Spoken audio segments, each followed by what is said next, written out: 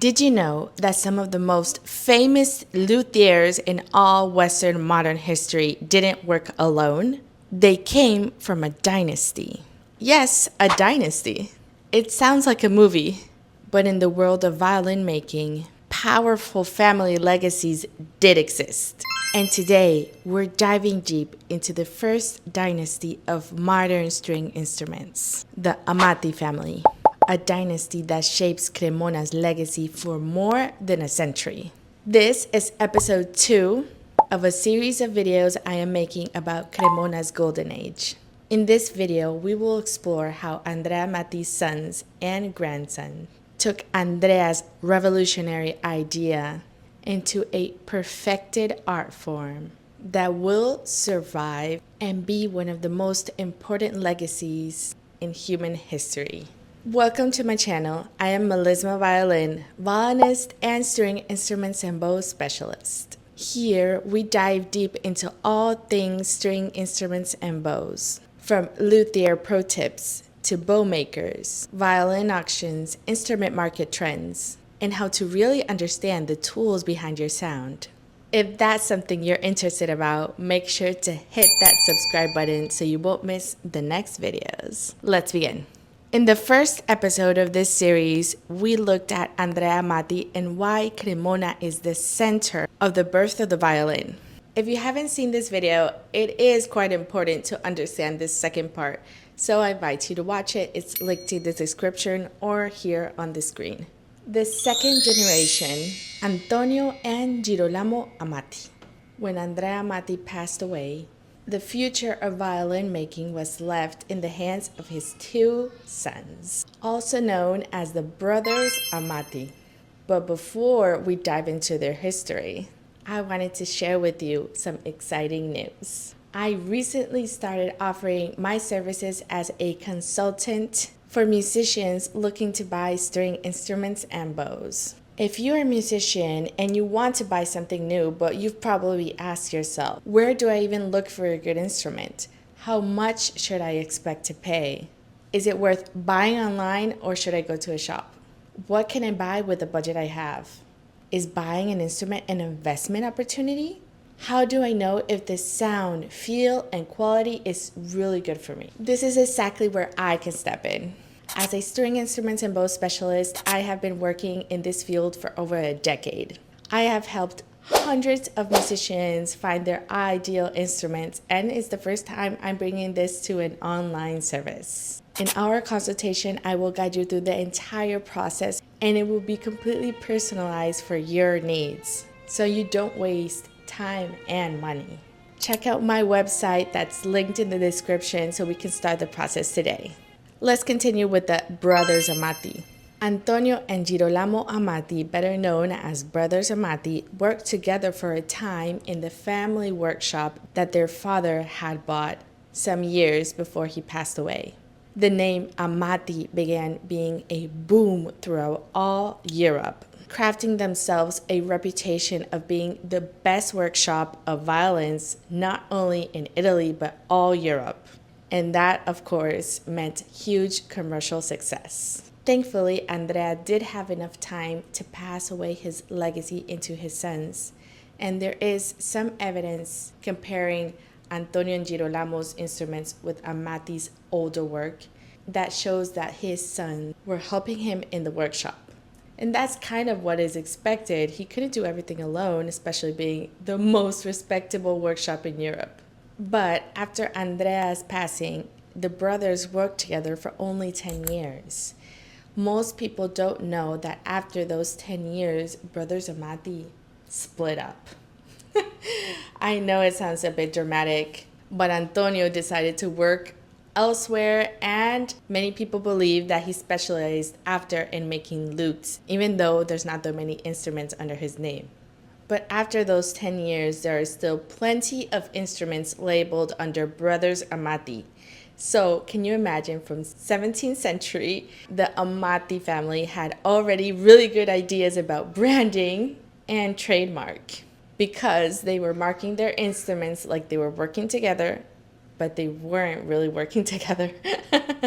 I must say, that's a very advanced business strategy for that time. And consider there was no electricity and no internet. Despite the distance, the brothers Amati instruments reflect a noticeable evolution from their father's original designs. The arcing became more pronounced, especially across the belly and back, and that helped increase resonance and projection. The F-holes were more symmetrical and delicately cut, with precise placement that improved acoustic flow and tonal clarity. They also refined the use of purfling, not only as a visual element, but as a method to reinforce the plate edges and drastically reducing the probability of the plate to be cracked, especially in spruce tops. Their varnish was luminous and golden, and I must say, their varnish is one of my favorites in all of the makers in Cremona. The Amati brothers gained a reputation of beautifully, harmonically crafted instruments, of every single detail to be carefully placed. I dare to say their instruments are true artworks, especially in a time where information was so hard to attain, and you pretty much didn't have anyone else to compare your work with. So even though the brothers Amati weren't making huge changes or huge innovation, they did perfected what their father left behind. And thanks to them, the foundations of the Cremonese school were laid. A school that would inspire hundreds and hundreds of luthiers until today's days, and that will spark great creativity in future years of Cremona's history, including the Amati Dynasty and Antonio Stradivari. But that's for future videos. First, let's talk about their grandson, Nicolò Amati. If you're a musician watching this video and you've always wondered if you're cleaning properly your instrument and if you want to keep it shiny and make it more durable, I invite you to download completely free my PDF guide, Clean Strings and Happy Sounds, your essential care guide. It's a simple yet effective resource to make sure you're taking care of your precious instrument and bow. And the best, it's free, so click in the link in the description so you can download yours today. Nicolò Amati, the master craftsman. Today, Nicolò Amati's instruments are the most valuable of all the Amati Dynasty. Dealer estimates and auction results range from $600,000 and $650,000, and some of the most exceptional violins were sold up to $2 million. Instruments also gain value each year around 8 or 9%, making them both treasured musical relics and a solid investment. Nicolò Amati was the fourth and the greatest maker in Amati Dynasty. He was the son of Girolamo Amati and grandson of Andrea. I will leave you a family tree on screen so you can have the reference. You can screenshot it if you wish. Nicolò inherited the entire legacy of 2 generations of Amati makers. But something really terrible happened after that.